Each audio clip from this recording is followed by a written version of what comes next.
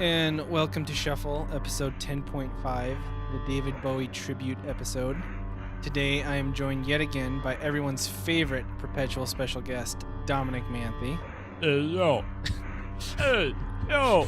Your voice has changed a bit since we last saw you. Yeah, I know, man. I'm real different, man. David's changed me. I can't help it. Let's talk about boy. Oh, boy. No, thanks for having me back. How have you been since...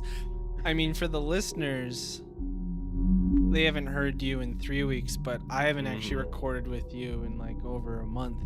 So how's life been? Things have been a little tough. Yeah. Yeah, I haven't listened to any new music without you. Just been thumbing You've just through. been sitting there waiting? Just sitting there waiting for music. Oh, I don't have the internet. I don't have any other friends. I'm just waiting for you. The second you walk away, you kind of just like freeze in stasis until I call you back to do the podcast. Exactly. All right. So like I said, this is going to be a special episode about David Bowie. A little background on him. David Bowie was born David Robert Jones on the 8th of January 1947 in Brixton, London, England. The name Bowie actually came from the 19th century American frontiersman Jim Bowie, who popularized the Bowie knife. So he kind of took that as his stage name. He would go on to release 27 studio albums, 9 live albums, 46 compilation albums, 5 extended plays, 111 singles, 3 soundtracks, 13 video albums, and 51 music videos. Jesus. Yeah. Wow. In the UK, he was awarded 9 platinum album certifications, 11 gold and 8 silver, and in the US, 5 platinum, 7 gold.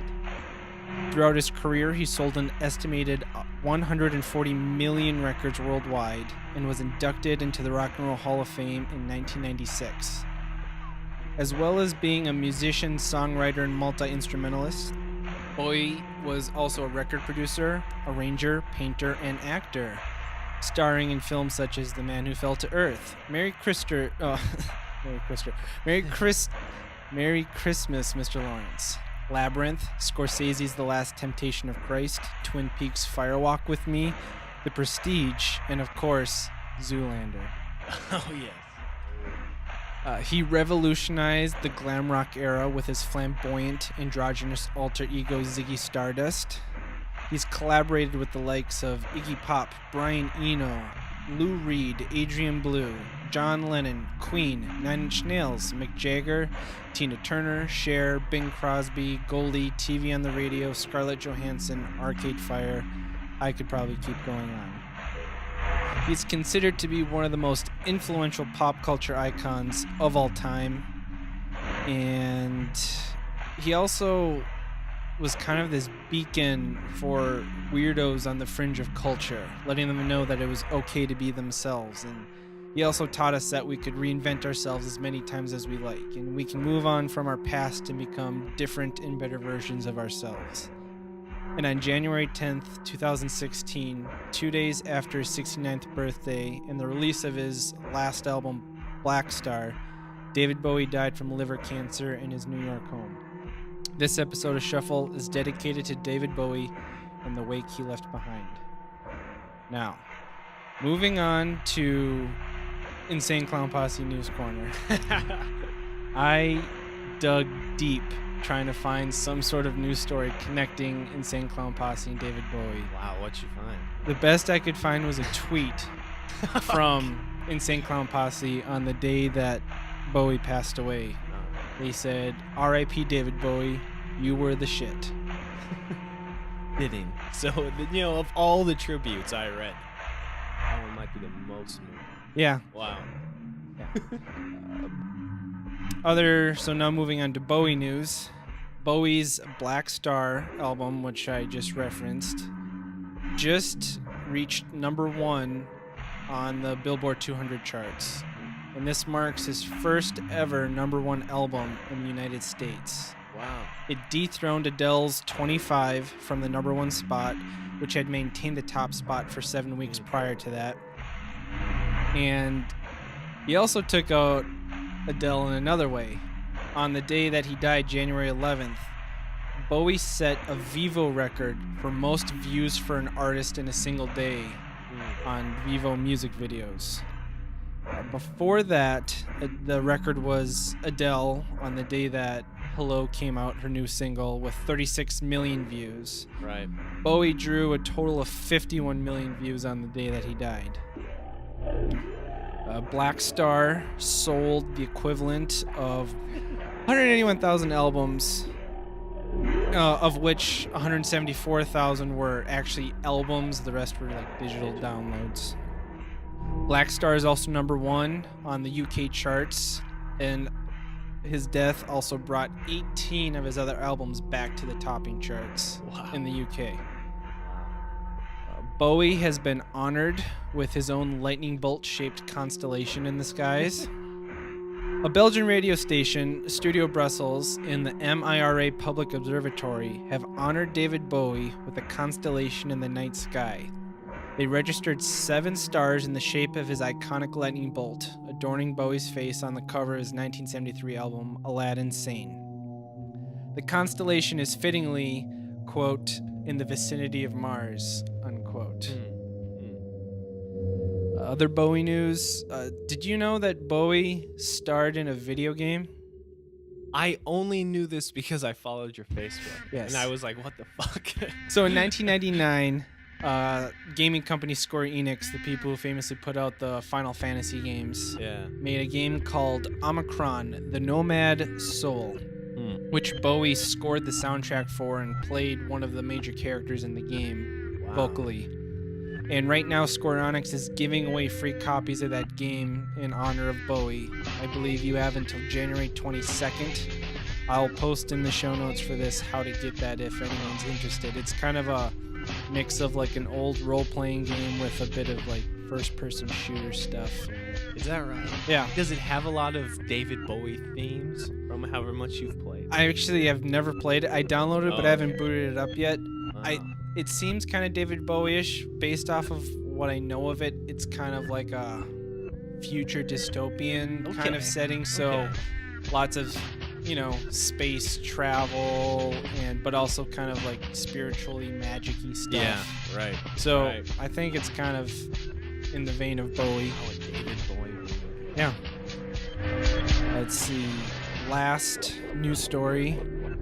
Bowie was supposedly working on a follow-up album to Blackstar at the time of his death. Did you hear about this? I just heard about that because many people had been talking about this was like his final testament to his fans. And maybe that could still be the case, but then I noticed a few articles popping up claiming that, well, he had something else in the works, etc. Yeah, both of these stories, the fact that Blackstar was kind of his final album to his fans, and the fact that he had a follow-up album, came from his longtime friend and producer, Tony Visconti. A week before his death, Bowie contacted Tony Visconti and told him that he has written and demoed 5 new songs.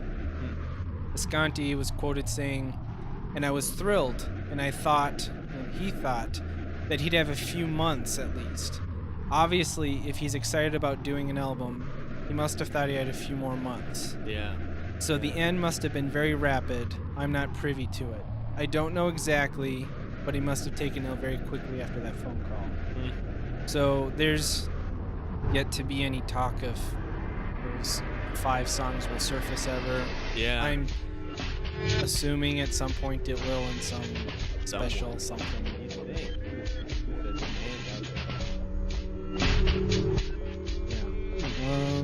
That just makes it all the more sad that he was still that Yeah, supposedly between recording Blackstar and working on his off-Broadway play Lazarus, he was like showing up to practice in the studio like right from the chemo sessions. Wow. Just chugging away at it. Wow. So this episode of Shuffle is special in that it's a curated playlist rather than a randomly generated playlist, which I know goes against everything that this podcast is supposed to be about. But we felt Can be excused. yeah. Thank you. I was really worried you wouldn't give me permission. No, Bowie. Bowie. It's a very Bowie thing to do. Change it up. Change it up. Which foreshadowing.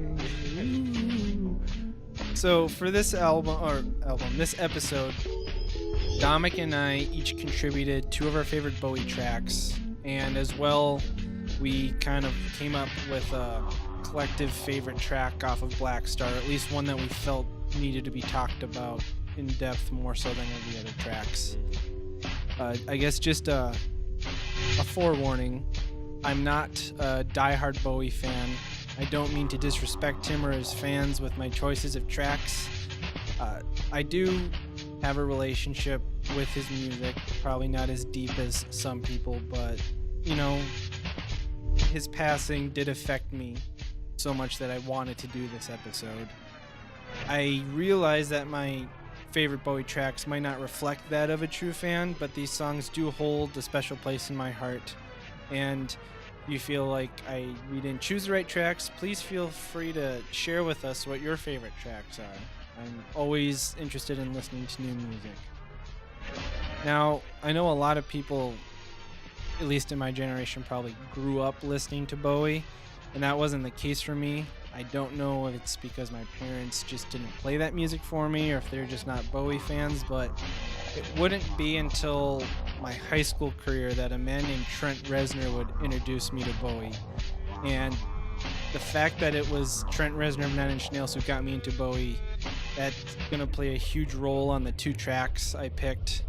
You'll find out why in a bit. Do you... Yeah, I mean, if you're guilty of anything, I'm even more guilty. I mean, if you were just to take the most average American casual listener, that's me. That's me. So I knew him just through the radio and through pop culture. So my choices reflect more or less just, you know, the true heart of the average American consumer, if nothing else. But I do genuinely enjoy these songs, and listening to them again, I still have very fond memories of them. And David Bowie, yeah, I guess another way to say it is the only David Bowie album I've listened to front to back multiple times is Blackstar. So No, but it's a great album. Yeah, and it's a great album. So I would say, yeah, I mean, and maybe in a way that's kind of how Bowie. I mean, I can't wax nostalgic about someone I hardly knew, but my impression just reading the obituaries is that's kind of how he was able to have such a long career, is he was just continually reinventing himself with some kind of just basic thread of continuity. So if you listen to an album like Blackstar, it intrigues you to go back and listen to his other stuff, which I suppose this podcast is continuing to do. Yeah, definitely. Yeah. Did you know that David Bowie turned down a knighthood from the Queen? No. Wow. I found that out. Well, because like today I was thinking about another rest in peace shout out is oh yeah, Alan Rickman just passed. Sir Alan Rickman, I think. Was he? He should have been. I'm not okay. I don't know if he was, but it got me. I should have looked that up too, I guess. But I looked up. I was like, David Bowie has to be a knight, and I looked it up, and he turned it down. Wow. Did he have a statement? Why, or is this? Yeah, it was kind of like he's like, I don't mean any disrespect, but first of all, I don't even know what the fuck that means to be called a knight. It was never something that I set out to do. It wasn't a goal I wanted to accomplish with my music. Yeah. So I don't mean disrespect, but I don't want to have anything to do with that. Yeah. Yeah. Which I feel is very Bowie. Yeah, it's one character he never aspired for. And another interesting thing I found out about Bowie is I could tell how significant of a role he played in the world because pretty much every single song of his has its own Wikipedia page entry. Yeah, it's amazing. All of the songs. Yeah, it's amazing. All of them. Yeah, yeah. So I guess with that, we can segue into our first track. And I guess usually you, the listeners, would have had this playlist prior to listening to this episode. it will be put up with this episode, so you can follow. If you want to stop and listen to it first, you can. If you want to listen to it afterwards. Here's the first track. It is called I Am Afraid of Americans. And this is actually the 9 Inch Nails version 1 mix of this track off of Bowie's 1997 album Earthling. This song was co-written by ambient musician Brian Eno. And while this is not the original version of this song that appears on the Earthling record, the 9 Inch Nails version 1 remix became so popular that it kind of dwarfed the original track. This was the track that was used for the music video for the single. It gained a lot of notoriety and kind of became everyone's idea of what this track was, rather than it kind of took the place of the original. Right. Here are Bowie's feelings behind the song when asked kind of what it was about. He says, quote, "It's not as truly hostile about Americans as, say, Born in the USA. It's merely sardonic. I was traveling in Java when its first McDonald's went up. It was like, for fuck's sake. The invasion by any homogenized culture is so depressing. The erection of another Disney World in, say, Umbria, Italy, more so. It strangles the indigenous culture and narrows expression of life." Which just goes to show you how well-spoken this man was. Yeah. Elegant and edgy at the same time. Yeah. For fuck's sake. Yeah. There are 7 versions of this song. The original, and then 7 remixes. The version 1, which is the one we're going to be talking about, is the most popular. But interesting fact, version 3 actually involves some rapping by Ice Cube. What? Yeah. Wow. So Ice Cube, 9 Inch Nails, and Bowie all worked together on a track. Wow. That's amazing. Yeah. I'm going to have to listen to that. The music video for this song features Bowie walking around in New York when Johnny, the character that he's singing about, played by Trent Reznor, starts stalking him. Mm-hmm. Bowie begins to run away from Johnny and witnesses people all around him committing these random acts of violence with invisible guns in their hands. Mm-hmm. After being captured in a taxi driven by Johnny, Bowie watches him destroy the taxi with an invisible machine gun. Bowie then realizes that the taxi is fine and sees Johnny leading a parade with a cross down the road, kind of like Jesus carrying the cross. Yeah. All while the phrase "God is an American" is being sung over and over again. So what did you think of this? I had definitely never heard it before, but yeah, I would say I've never heard a David Bowie song where it didn't sound like there was a tremendous amount of thought put into it. And this was, again, another song where maybe it's not, an enormously deep political statement, but it is a pretty, it's thoughtful. It is a very thoughtful song, and I liked it, especially that line you mentioned around like the 3:20 moment where there's kind of a drop and then the bridge of God is an American. And then you see Trent Reznor walking with a cross, just like Jesus. I was like, wow, yeah, that's good. That is a really good kind of surrealist, statement. So I like this song a lot. And I've never heard a David Bowie song that didn't sound like it wasn't worth listening to multiple times and reading the lyrics. Definitely. Yeah, I love how kind of cynical the lyrics are. Talking about coke and pussy and cars. Yeah.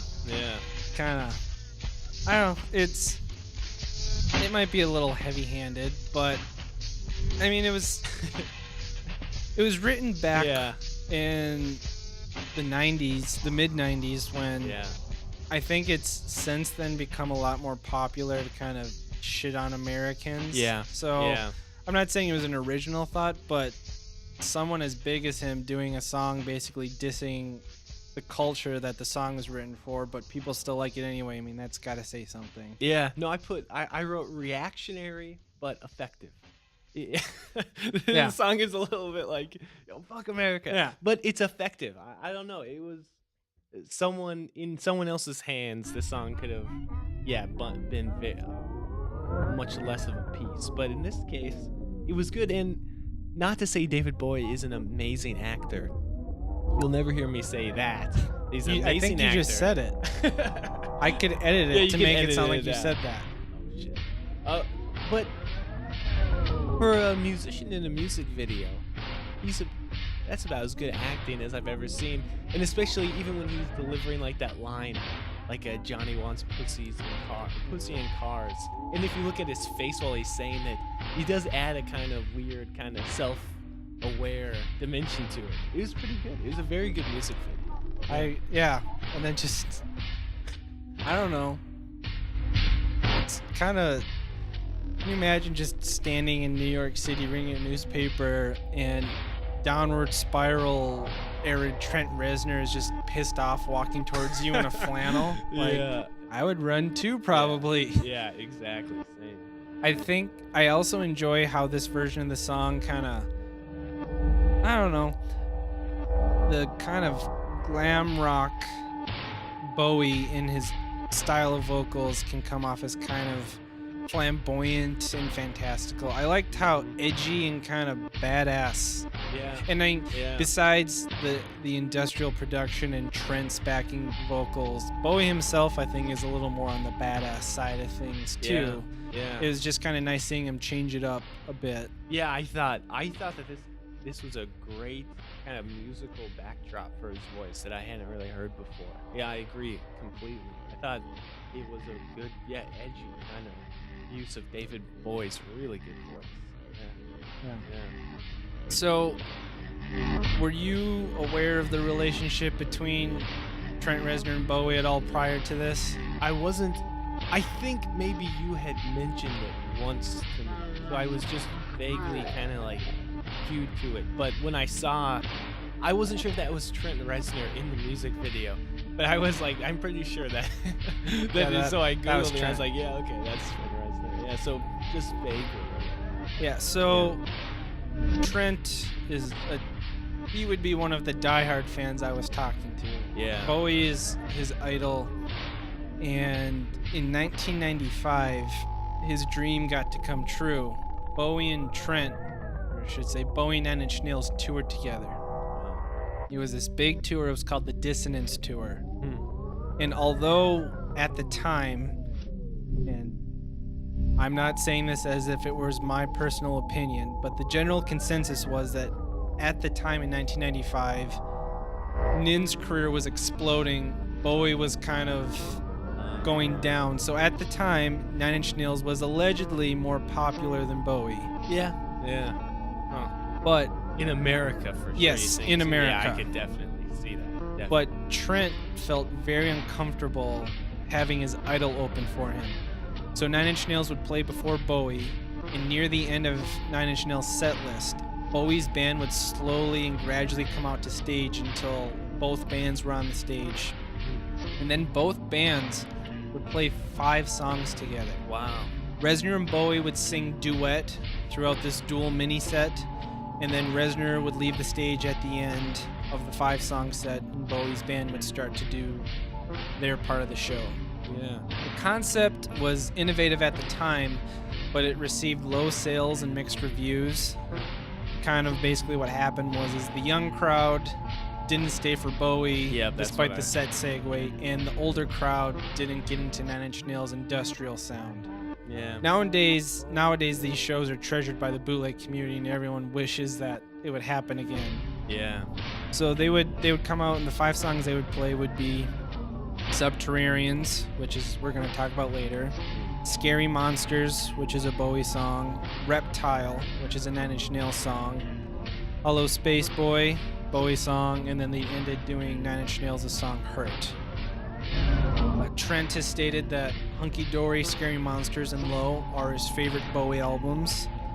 And so, yeah, that's how they ended up working on this track together. Wow, that would be an amazing concert to see. But that's what I was going to guess, that the young people, unfortunately, would probably be like, later. Yeah. When Bowie comes out. Yeah. Oh, and if you're curious, I can post the original version of this song. It's pretty similar. This song is a lot more industrial and abrasive sounding. The original was a little more dance influenced, but otherwise, Trent didn't change it too much, I don't think. Yeah. Although I think the vocals were probably the biggest change. That during the refrains, Trent singing with Bowie kind of really changed the emotion of the song. Yeah. Any other thoughts on I'm Afraid of Americans? No, I liked it. Yeah. I love that song. Yeah. All right, let's move on to Changes off the 1971 album Hunky Dory. Despite missing the top 40s, Changes became one of Bowie's best known songs.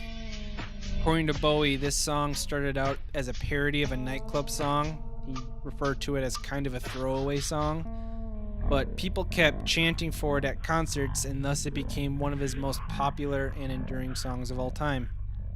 The lyrics are often seen as a manifesto for his chameleonic personality, the frequent change of the world today, and frequent reinventions of his musical style throughout the 1970s.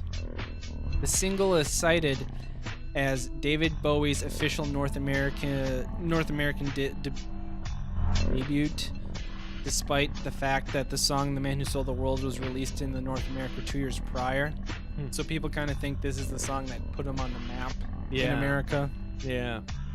This was also the very last song Bowie ever performed live on stage before his retirement in 2006. Which, so it was the last song that he kind of left us with. Wow. Live. Yeah, he went on to record 2 or 3 more albums after that. 2 more albums after that. Plus this alleged 5-song demo album.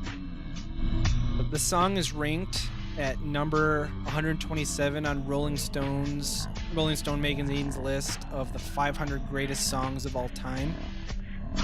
So that's kind of what I gathered about the background. A very scientific list. That's a very Thank you. Yeah, that is it. So this is one of the songs you picked. Tell me a bit about Changes and what it means to you. Yeah, this was a song that I had heard on the radio since I can remember listening to the radio. I would hear this all the time. And in fact, when I would see the popular image of David Bowie, I didn't even know this was his song. The Ziggy Stardust and all that, and kind of space opera and all that. I didn't know that it was even the same guy. So, in a way, I suppose it's a testament to, again, what the song is even about. His ability to change and kind of experiment in different genres. Because like you said, this is almost kind of like a lounge, like cabaret, at least when it starts out, Yeah, it kind of has like a honky-tonk piano to it almost, too. Yeah. But listening to it even again, it is such a musically simple song. Drums, bass, guitar. Maybe there's a moment of strings in there, but there's not an enormous amount going on. But his voice is fantastic. It is still a really great display of his voice. And the lyrics for a pop song. This is a line in a pop song. He says, "I watch the ripples change their size, but never leave the stream of warm impermanence."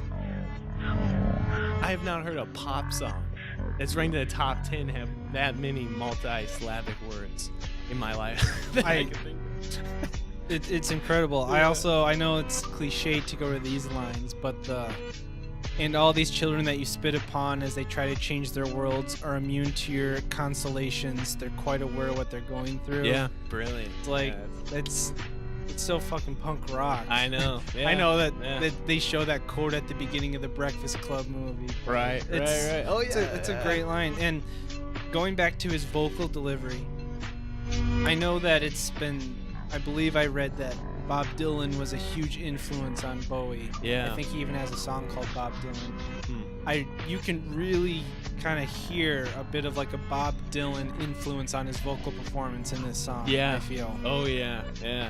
No, and I don't remember exactly where I read this, but like the use of like stuttering in music was like a pretty rare thing, and I think The Who and their song "My Generation" was like one of the first popular songs to stutter, and then other people. And I think that came out probably 3 or 4 years before this, but it's done it is done very well. I gotta say artfully, because I love the line, "Turn and face the strange." That keeps coming back. I wanted it to, so And then he stutters. Yeah. I had to write that line down, "Turn and face the strange." I looked at that line after listening to the song a couple times, and that line just kept growing on me and growing on me. Like, if I was even, I think, a hair more of a Bowie fan, I would probably get that line tattooed somewhere on my body. so I good, love that, man. Yeah, "Turn it's and so face good. the strange." Yeah. Yeah. Fuck yeah. I think this was one of those songs where I'd always heard growing up, and you like sing it along with it before you even realize that, wow, the lyrics are really good. Yeah, because that just shows you his brilliance. Like, he gets the song stuck in your head, Yep. and then once it burrows in there, it explodes with its meaning. Exactly. It's like he plants his flag in your brain, claims it as his own. Yeah. And I feel like that "Turn and Face the Strange," I think, is like the most simple way to represent who Bowie was. Yeah. Yeah. He turned and faced the strange. Yeah. And was adaptive. Straight up. Yeah, he could adapt to it, man. He was good. And yeah, this song, again, I was like, when you asked me to pick, I picked this because I listened to it the most. And then re-listening to it, I still love it. It's a beautiful song. And I really think it's also a testament to who Bowie was as this leader of outcasts. That a song that fails to make the top 40 ends up becoming one of the most popular songs of all time. Yeah. Like, that just shows you, like, he's on top, but he doesn't need to be in the fucking top 40 to do it. Yeah. Yeah. Oh, Bowie. Oh, yeah. That's a great song. I don't really have much else to say. No, that's we got it. Let's move on to the bipolar opposite of the song changes, with a song called "Subterraneans" off the 1977 album Low. Low is widely regarded as one of Bowie's most influential releases in the electronic music world, at least. Low was the first of 3 collaborations with Brian Eno that were, I believe, called the Berlin Sessions. Yeah. Even though most of those albums were actually recorded in France. And this album marked a decisive shift in his musical style towards a more avant-garde approach. Avant-garde. Subterraneans was meant to invoke the misery of those in East Berlin during the Cold War. According to Bowie, people who got caught in East Berlin after the separation, hence the faint, or it was for the people who got caught in East Berlin after the separation, hence the faint jazz saxophones representing memory of what was. The lyrics are amongst Bowie's most inaccessible and, superficially at least, seem to make no sense whatsoever. Yeah. Bowie reports that during the recording of Low, he was intolerably bored with conventional narrative rock and roll lyrics. The lyrics of Subterraneans seem to resemble the cut-up technique popularized by William S. Burroughs, which Bowie has previously stated he is a huge fan of. If any of you don't know, the cut-up technique is an aleatory literary technique in which text is cut up and rearranged to create a new text, which I guess Burroughs did for Naked Lunch and all that stuff. So the lyrics, there's not very many of them. Share bride falling star, Caroline, Caroline, Caroline, Caroline riding me, Shirley, Shirley, Shirley, own, share bride falling star. And as I mentioned before, this is one of the songs that 9 Inch Nails and Bowie would play together during the Dissonance tour. This would actually kick off their little 5-song mini set. Yeah. Trent would actually play saxophone for this song. Wow. And Bowie would actually sing lyrics from the song Scary Monster, because this song would then transition into that rather than singing these lyrics that I just read. And so I guess, what did you think of Subterraneans? Yeah, I thought I had never heard this song before, and I thought it was a great song. I thought that it definitely to me was a little reminiscent of Blackstar, a little bit. It's kind of, which we'll get more into later, but it kind of having that saxophone in there. I The guess eerie most- saxophone. Yeah, and being somber and sad, but not sentimental. You know, it was just- Exactly. which is it's kind of a tough kind of musical register to hit, but it was very well done. I thought this was a really very cool song that I had. This is probably the first album of his I'll listen to that I hadn't listened to before. I highly recommend listening to Low. Again, I'm not going to take credit for finding this album. Trent Reznor led me to this album. Yeah. Arguably Nine Inch Nails' most popular album of all time, The Downward Spiral. Trent has stated multiple times that during the recording of that album, he pretty much had this album, Low, constantly playing. Wow. This album highly influenced The Downward Spiral, which made me want to look into it. Nice. It's an interesting album. The first half has kind of more conventional Bowie songs, but then the second half is entirely these instrumental avant-garde pieces. Nice. Some of them are very happy, some of them are very like this, and Brian Eno played a huge part in this with his introduction of synthesizers to Bowie's music. It's a fantastic meeting of those two musical minds. Because I love the kind of faint buzzing electronic noise kind of throughout, and the drone and low bass. It's fantastic. And what really attracted to me this song too is like pretty much any instrumental piece that I've ever heard Trent record, I can hear in this song. Like this is where it all came from. This sounds exactly like it could have been off of the Fragile album by Nine Inch Nails. Yeah. I love this song. I love how moody and atmospheric it is. I can't believe this was recorded in 1977. Yeah, it's This amazing. seems way ahead of its time. Yeah. And even though the lyrics appear to be nonsensical, Bowie's emotion while singing, it's still like it emotes a strong sense of loss and regret through just the delivery of his vocal performance. Yeah, it's more like an instrument. Yeah. The voice is more like an instrument, and when it does come in, it is beautiful.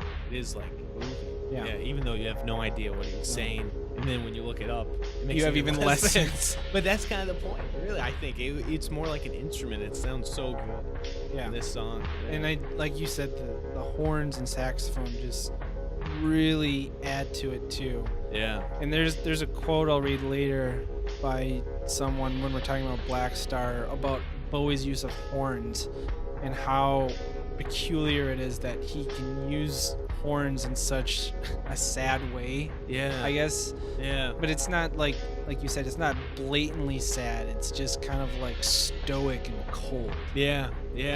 No, it reminds me of like Bill Evans, who was just jazz piano player, and like Miles Davis during his like cool jazz period.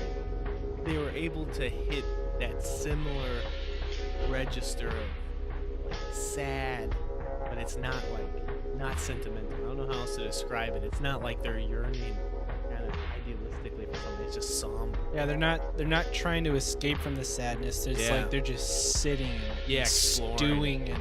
Yeah. No, this was a great song. Yeah, I really recommend checking out Low sometime. Yeah. I guess with that, we can move on to Space Oddity, Dominic's second pick, off of his 1969 album, David Bowie, which I learned was re-released in 1973, being retitled Space Oddity due to how popular and successful this track was. The song is about the launch of Major Tom, a fictional astronaut, and was released during a period of great interest in spaceflight. The United States Apollo 11 mission would launch 5 days after this track was released and would become the first manned moon landing another 5 days later. The single was not played by the BBC until after the Apollo 11 crew had safely returned to Earth, though, because be sensitive well, to it. if you know the lyrics of this song, it's not the best ending for Major Tom. Where you at? Yeah.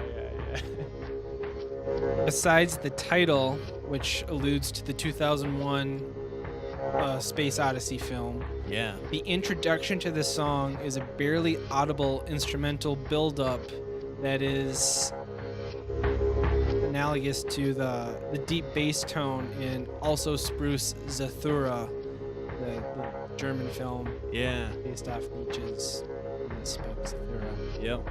Yeah. It became Bowie's first UK #1 single.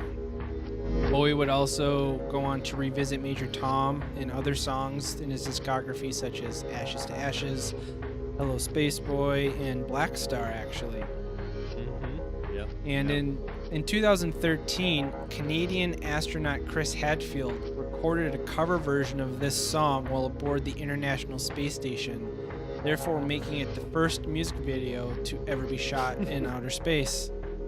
Though the lyrics were slightly altered. The ending was Yeah. replaced with Major Tom getting his orders to land and doing so safely. And What a wuss. Yeah. Come on, sing the line. Come on, Chris. And another little interesting fact I found out: the performance was subject to a piece by the economist Glenn Fisherman, who analyzed the legal implications of publicly performing copyrighted work while in Earth orbit and whether or not it's really copyright infringement or not. He wrote an article about it. I'll post it. in the notes for this.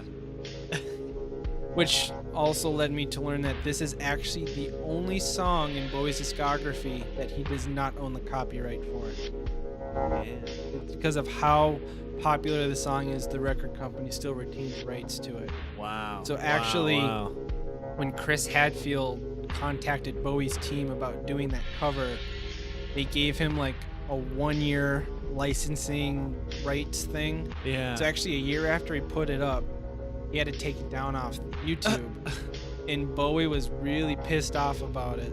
So he got another 2 years, but as of right now, by 2017, it'll be off the internet again. What? Wow. Unless he pays to have it put back up again. Capitalism, baby. Right. Gotta love it. So tell me about Space Oddity. Similar to Changes, this is a song I just heard all the time growing up, like ingrained in my kind of cultural DNA, just hearing it all the time. But re-listening to it again, it is really like if someone had to have like a museum, a cultural museum of the United States in like the 1900s. This is like a necessary cultural artifact for like the 60s going into the 70s. Especially watching the video again, it's like, wow, this is That video kind of that is not a pretty video. No, it is so. I mean, but how many music videos were there back in That's true. 1969? That's very true. It's one of those songs that like is, I think, so a product of its time, and that time has like now for like 3 generations been like reinterpreted, and now it seems like very derivative. And I don't mean that in a bad way, but watching it, that's why I don't know how else to say it except it like just belongs in a museum. It's just so much like, wow, that is the like late 60s psychedelia, space obsession, British pop music, just communicating that kind of dignified alienation from the world. Yeah. It's Well, and I do think it's pretty funny that during the time that this song came out, the world was so obsessed with the thought of space travel. yeah. Everyone was Yeah. like, it was the race to the moon and all the future implications of what flight could mean, whether it Yeah. been for like military use or whatever. And everyone's all excited about it. And of course, David Bowie comes along and writes this extremely melancholic, cynical song Yeah. about being stuck in space and dying alone. Yeah, Like- yeah. No, it is a great kind of really a good piece of alienation. Just, and I don't know, maybe this is getting too tangential, but David Bowie's son, Duncan Jones, Moon. who did I Moon. forgot about Moon. yeah. Again, it's like, of course, David Bowie's son would do something like Moon. He would make a movie even more depressing than the song Space Oddity. Exactly. That is exactly. arguably one of the saddest movies I've ever seen in my entire life. That is so. It is bleak. My God, it is. bleak. Major Tom AF. gets it better than that guy, man. Yeah. Yeah. But I gotta say, the only other kind of big kind of impression I got when I listened to it again, besides that it was like space glam with like an existential edge, which I appreciate, is that he really has a fantastic ear for melody. There's like a ton of hooks in this song throughout. It's like 2 or 3 different songs just shoved into 3.5 minutes, and you know it's impressive. And it makes sense that like someone like Elton John, I think he covers this song a lot. Yeah. Who Elton John, he's all about just hook after hook and melody on the piano, because it just seems similar. Just fantastic ear for melody. Really. Yeah, I mean, also going back to Changes, that kind of feels like multiple songs smashed into one, and it's not jarring. No. It flows well. Yeah. And I also, going back to you saying like how you were just kind of pummeled by this song. I don't think I ever went to a single one of my college's open mic nights that some stoner dude didn't at least go into this song while playing another song. Yeah. Like, For sure. I knew the lines about Major Tom before I even knew who Bowie was. Yeah. I feel. Yeah, same, I think, actually. Yeah. It's a cultural artifact, man. That is really. And I guess what I also appreciate about it is, while it's overall kind of a sad, hopeless song, there is still kind of like the wondrous nature of space in there. Like there's still that feeling of the grandiosity of space travel. Yeah, it's not total dread. It's more like that weird kind of like awe, that's like kind of, you're terrified, but also kind of like, all right, I guess I'm gonna float off and die. Oh, well, just sitting in a tin can. Yeah, just sitting in a tin can. It's good. I know it's very apocryphal. I have no idea if it's true. I think it was true of the Major Tom character in like the 1970s iteration of it. There was some album in the 70s where he brought Major Tom back as a character or referenced him. But I had heard that at least then Major Tom was like being in outer space was referencing kind of being so, in one sense, just on drugs and burnt out and alienated and feeling like you're so detached and dissociated from the world and you're just floating out there.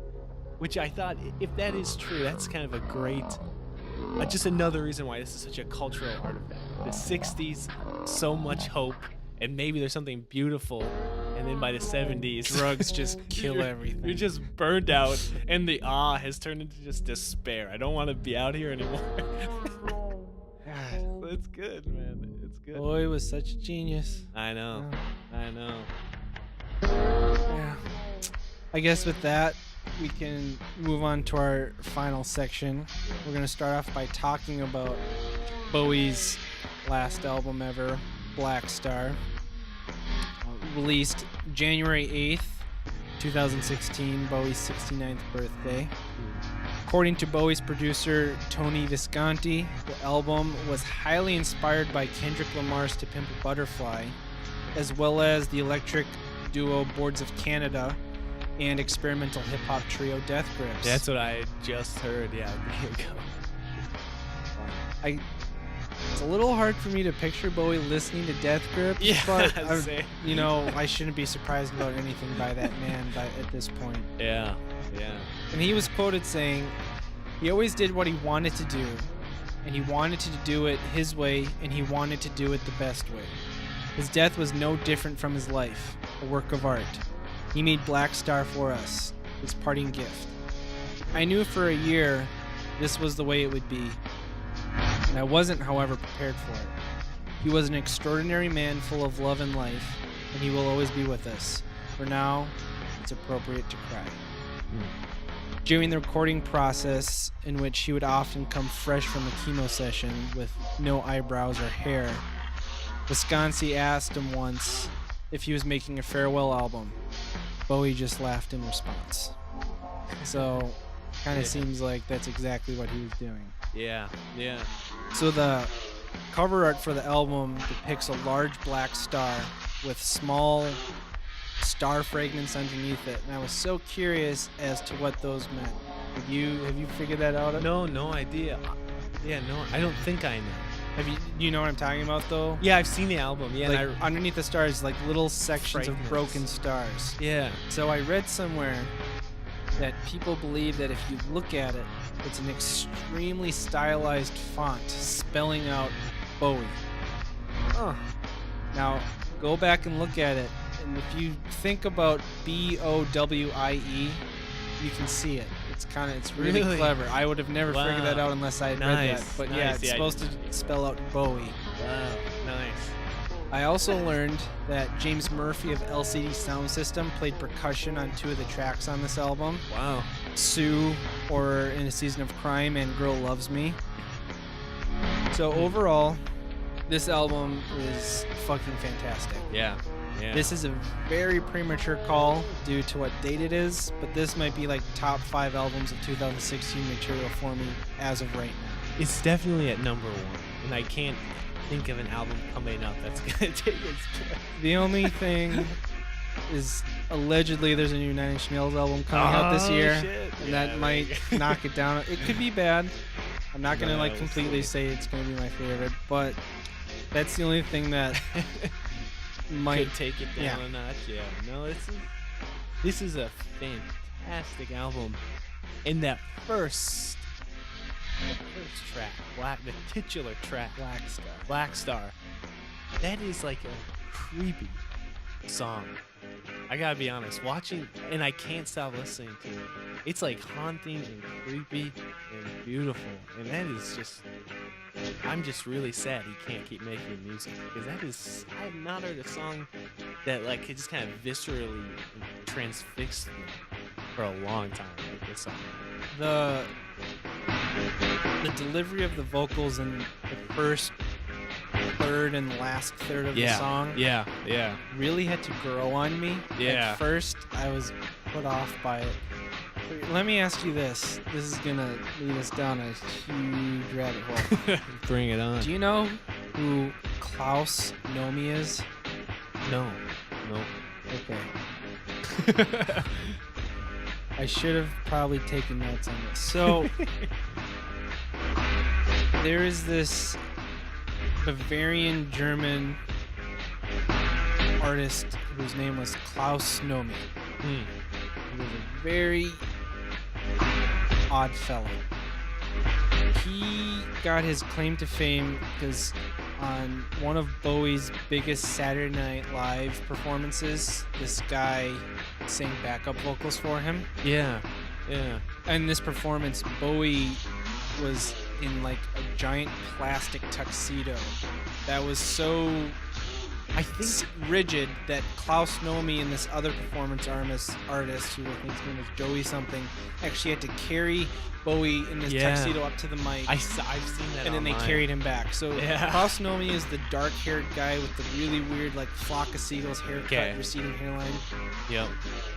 So this was actually the only time him and Bowie ever worked together.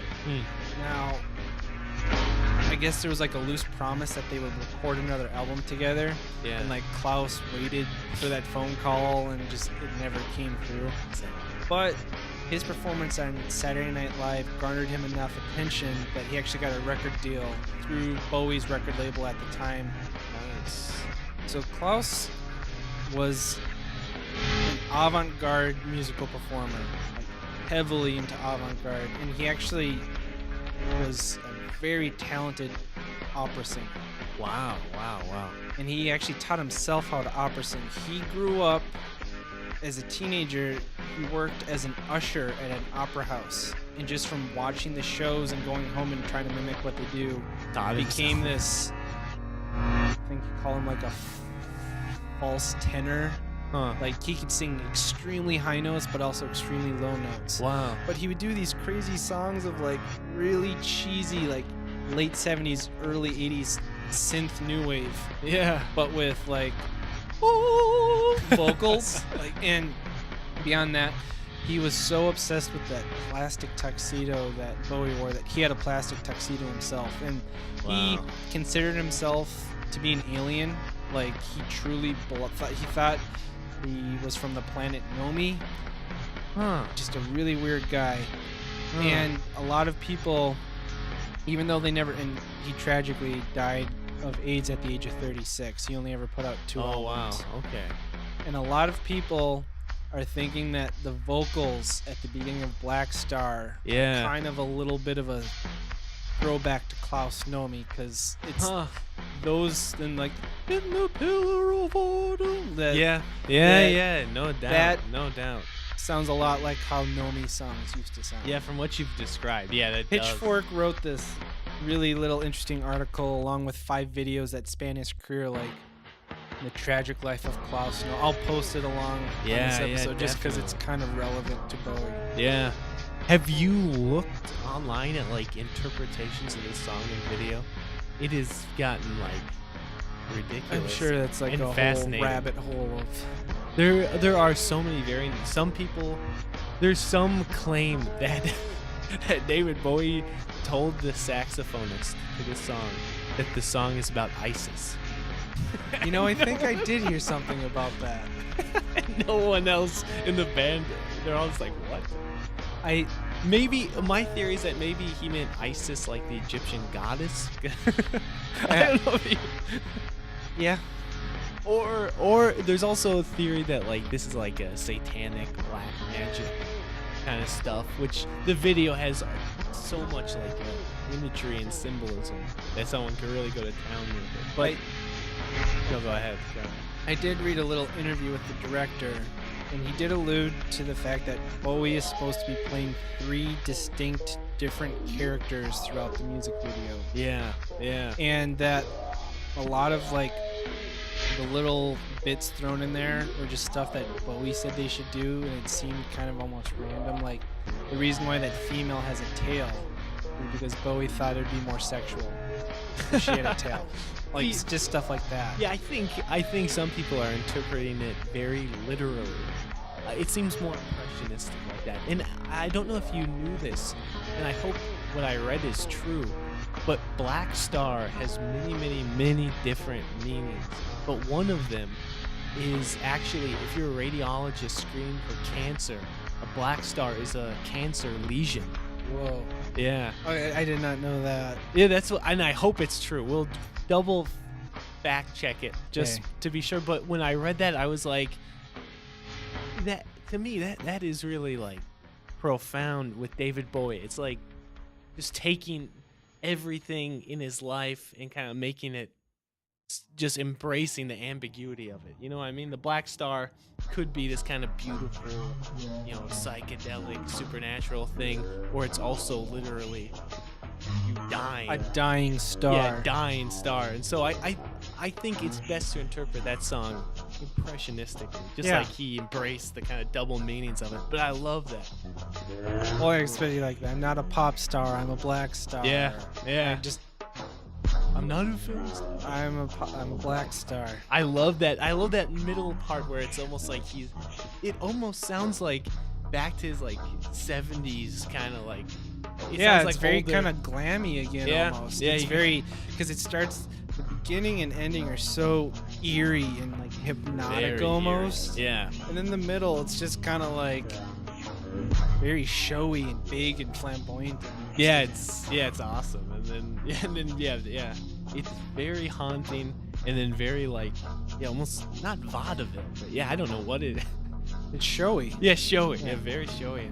But no, I love it. There's something again about kind of like just at its most primal. Because I've watched this video like 10 times because it's so weird, and I read the lyrics, and they reference some of the weirdest stuff. The village of Orman, which is in Norway, I think. Yeah, and it has like some like ancient mythological Stands a significance. solitary candle. Day of execution. The women are all be on their knees. It's so good. I think if I had to give it just a like maybe one sentence kind of interpretation, I would just say it's something just about creativity, growth, that, I mean, it sounds so vulgar, but just like cancer. There's something about that that's also tied to like death and just being done. You know what I mean? Yeah. It seems like he's just embracing that. Even throughout the video, there's constant imagery of him like being crucified. Right? You die to live again. You know, so, I don't know. It is an amazing artistic statement about his death. Which the whole album. The whole album is an amazing artistic statement about his death. It's amazing. I gotta say. And I love going back to like Subterranean. I love the use of the horns all throughout this album. Yeah. So the whoever reviewed Blackstar on Pitchfork stated that Bowie's use of jazz and his saxophone are not for like finger snapping pep, but rather to hint at mystery and unease. Yeah. Which I think really nails the nail on the head. This album is mysterious, it's mystical, it's witty, it's funny, it's depressing. It's just all in all just kind of a wonderful goodbye from a wonderful man. Yeah. I really dug the track Girl Loves Me. Yeah. A lot. Yeah, that which is amazing. It's sang entirely in Nodsat, which is the fictional language from A Clockwork Orange. Yep. And it's also sang in Polari, which was a slang used in gay clubs in the 1970s in England. So it's all in this weird slang. Yeah, it is. The lyrics are so weird, but they sound so good. They sound perfect. And I love how his voice cracks. Yeah. Go. Like, Yeah. and everyone was tripping hard on like the fact that we found out about how he died on Monday, and the line "Where the fuck did Monday go" is repeated just over and over and over again. Yeah, throughout the that's song. right. Yeah, I didn't even think it. Yeah. No, this might be my favorite track for his vocal performance. I think the It's vocals so are- interesting. Yeah, they're awesome. It's almost like Tom Waits is able to like bring out different dimensions of his song through his extremely weird voice. And this similar, I thought, just the weird use of his voice. Fantastic effect. Fantastic. I wasn't a huge fan of "'Tis a Pity She's a Whore." That one's a head scratcher. It's probably, I know it's the name is taken from a play called "'Tis a Pity She's a Whore," but that apparently also is alluded to in the song Sue, the same play. I do really like the song "Sue." Which I do too, so maybe someone will figure out what this deep poetic connection is. Just something about his vocal performance I'm not a huge fan of. But that, and I do still really like that song though. Like, I love how insane the instrumentation gets near the end of the track. It's just like crazy manic. I love the outro to "'Tis a Pity." Yeah. That's the best part when he screams too. Yeah. Yeah, he literally just goes, Yeah. It's like, damn, man. So even my least favorite song on the album is still a great song overall. Yeah. And I just In Dollar Days, that one too, I thought that almost sounded like it could have been released on an album in like 1971. You know what I mean? It had that kind of style to it, but with the kind of more experimental twist. Yeah, great. I guess. Do you have anything to say? Anything else to say about any of the other tracks, or do you want to move on to the big one? Mutually agreed upon track. Yes. Yeah, no. All right. So the song we wanted to talk about is Lazarus. This was the last single ever to be released by Bowie before his death. Bowie also has an off-Broadway musical of the same name as this song, featuring actor Michael C. Hall playing Bowie in the interesting Michael C. Hall's been like doing a little tour circuit performing Lazarus in promotion of the album as well as the play. He does actually a pretty good job emulating Bowie's vocal style. Nice. I mean, not that anyone really could. Yeah. Michael C. Hall's a pretty good actor, though. According to Bowie's producer, Visconti, the lyrics and video of Lazarus were intended to be a self-epitaph, a commentary on Bowie's own impending death, which I'm sure anyone who listens to or watches the music video would gather. Yeah. The music video is shown in a 1:1 aspect ratio, which I found very interesting. You usually don't see a square format music video. Yeah. And it prominently features Bowie as the button-eyed character from the Blackstar music video, Yeah. who is laying in a deathbed.